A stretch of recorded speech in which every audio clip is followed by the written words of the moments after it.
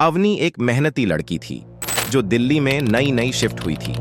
उसकी graphic designing की job थी और वह पहले पुणे में करती थी।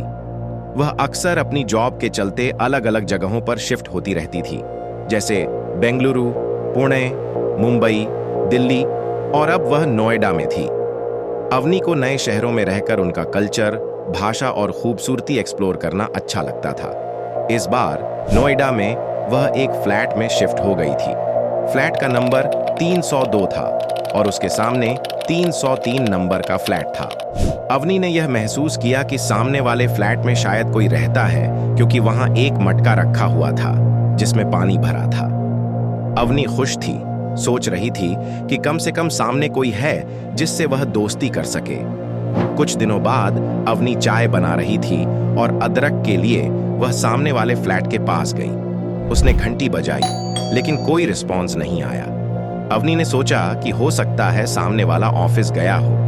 वह थोड़ी मायूस होकर वापस आ गई, लेकिन जैसे ही उसने अपना दरवाजा बंद किया, उसने अचानक से सामने वाले फ्लैट के दरवाजे के खुलने की आवाज सुनी। जब वह बाहर गई तो देखा कि दरवाजा तो खुला था, लेकिन वहां कोई नहीं था।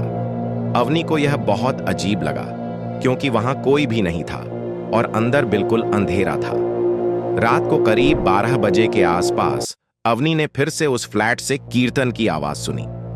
उसे लगा कि शायद कोई धार्मिक अनुष्ठान चल रहा हो, लेकिन आवाज इतनी तेज थी कि वह सो नहीं पा रही थी। अवनी ने यह महसूस किया कि यह आवाज बहुत ही अजीब थी और उसकी समझ में नहीं आ रहा था कि यह कौन कर रहा था। अवनी ने धीरे धीरे उस फ्लैट की ओर कदम बढ़ाए। जब वह अंदर गई तो वहां कोई नहीं था, लेकिन उसकी नजर एक कमरे की ओर गई जहां से कीर्तन की आवाज आ रही थी। जब वह कमरे में गई तो वहां एक भी इंसान नहीं था, केवल आवाजें सुनाई दे रही थीं। उसे यह महसूस हुआ कि कुछ गलत है, क्योंकि यह आवाजें किसी और फ्लैट से आ सकती थीं, लेकिन यह आवाज बिल्कुल उस कमरे से आ रही थी। अवनी डरते हुए बाहर निकली और हॉल की ओर बढ़ी। वहां एक औरत दिखाई दी जो लाल रंग की पारंपरिक ड्रेस पहने हुए थी।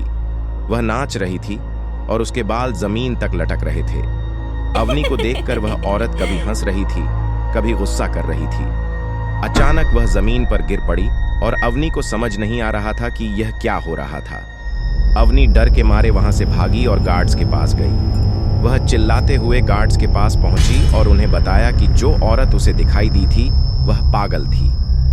गार्ड्स ने अवनी को शांत किया और बताया कि फ्लैट नंबर 303 में बहुत पहले एक लड़की रहती थी जो डांसर बनना चाहती थी, लेकिन उसकी शादी नहीं हो रही थी और उसके घर वाले उसे डांसर बनने के लिए टॉर्चर करते थे। एक दिन वह लड़की उसी फ्लैट में मर गई। किसी का कहना था कि वह हार्ट अटैक से मरी थी और कुछ का कहना था कि उसने खुद आत्महत्या कर ली थी। उसके बाद से उस फ्लैट में अजीब आवाजें आती रहती थीं।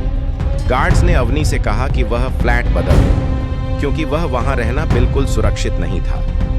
अवनी ने अगले दिन फ्लैट बदल दिया और पीजी में शिफ्ट हो गई, जहां वह अब भी रहती है।